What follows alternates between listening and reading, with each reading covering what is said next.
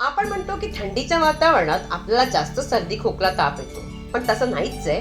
उलट गरमीच्या वातावरणात आपल्याला हे जास्त दिसून येतात. कारण आपण उन्हात आलो की लगेच आपण पाणी पितो. फ्रीज मधलं प्या किंवा असंही प्या, लगेच आपल्याला त्याचा त्रास होतो. लगेच सर्दी होते. सर्दी झालं की खोकला यायला सुरुवात होतो. ह्याच्यावरती मी अगदी रामबाण उपाय घेऊन आली आहे. तुम्हाला त्याच्याने बराचसा फरक पडेल. पहा, इथे मी काय केलंय, एक गॅसवरती पातेलं ठेवलंय.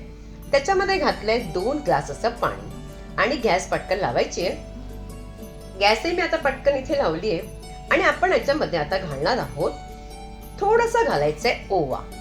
ओवा जरासा घालायचा आहे. त्याचबरोबर घालायची खडी साखर. खडी साखरने त्याच्यामध्ये त्या काड्याला अगदी चव वेगळी येते आणि तुम्हाला चांगलाही लागतो. खडी साखर नसेल तर एखादा मोठा खडाई असेल ना तरी चालतं. नसेल तर साखरही घाला, हरकत नाही. इथे 2-4 तुळशीची पानं घातली आहेत. त्याचबरोबर मी घातलंय ज्येष्ठी मध. दालचिनी अजून घातलेली नाहीये. त्याचबरोबर एक तमालपत्र. पुढे घालायचं आपण बडीशेप घालायची जराशी. आणि इथे बाकीच्या वस्तू पहा मी प्लेटमध्ये ठेवल्या आहेत. सगळ्यात अगोदर म्हणजे ठेवलंय काळी मिरी. 5-6, 7-8 अशी काळी मिरी घ्या. 2-3 लवंग. त्याचबरोबर आल्याचा तुकडा आहे, 2 दालचिनीचे तुकडे आहेत आणि 1 आहे वेलची. या सगळ्यांना मी एका खलबत्त्यामध्ये वाटून घेणार आहे. वाटल्यामुळे त्या काड्याला अगदी त्याची चव चांगली येईल. हे त्यात घातलंय आणि आता आपण त्याला फक्त शिजू द्यायचंय. त्याला अर्ध करायचंय आणि जास्त प्यायचं नाहीये. असं नाहीये की काढा बनवला म्हणजे भरपूर प्यायचा.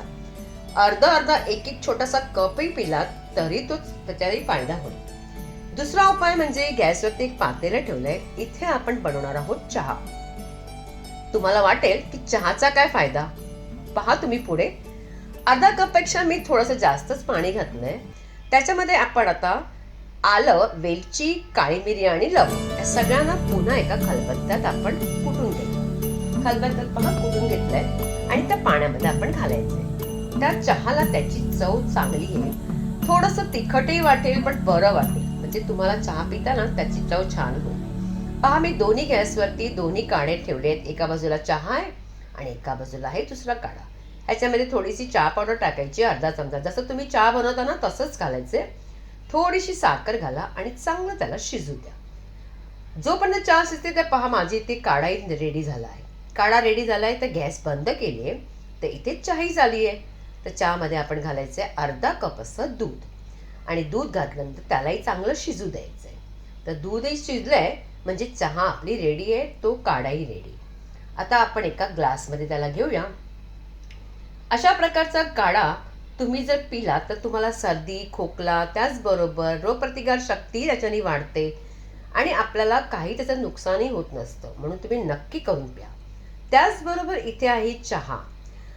ही जी चहाचा उपाय आहे, माझे जे मिस्टर आहेत त्यांच्या आजोबांचा उपाय आहे. ते असेच आपल्याला नातवंडांना करून देत असत आणि जुने जे म्हातारे असतात जे सांगतात ते खरोखर त्यांचं बरोबर होतं. त्याच्यामध्ये आता आपण चहामध्ये घालणार आहोत थोडंसं मीठ. त्याच्याने चहाची चव अगदी वेगळी होते आणि आपल्याला गळाला अगदी छान होतो. त्याच्याने बरं वाटतं आपल्याला. आता हाही झाला. आता तुम्हाला तिसरा उपाय दाखवते.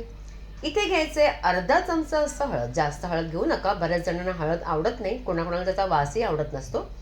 अर्धा चमचा घ्या आणि त्याच्यात घाला अर्धा चमचा असं मध.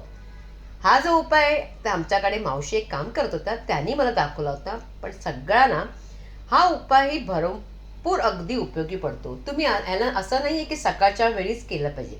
सकाळ दुपार संध्याकाळ कधी तुम्हाला असं वाटलं की खोकला येतोय, पटकन असं करा आणि तुम्ही लगेच ते आपण चाखायला द्या किंवा स्वतःला झालं तर स्वतःही चाखा. त्याच्यानेही फायदा खूप होतो. आता ही रेसिपी माझी तुम्हाला कशी वाटते हे मला नक्की कॉमेंट्स करून सांगायचं आहे. काढा तयार आहे, चहाही तयार आहे आणि हा जो हळद घातलेला मध तेही तयार आहे. जर या रेसिपी माझ्या तुम्हाला आवडली असेल माझी ही काढा बनवण्याची तर नक्की सगळ्यांना शेअर करा. त्याचा उपयोग त्यांना सगळ्यांना होईल. प्रत्येकांकडे शेअर केल्यानंतर जास्तीत जास्त लाईकही करा आणि मग पुन्हा भेटायचंय आपण एका छानशा रेसिपी बरोबर.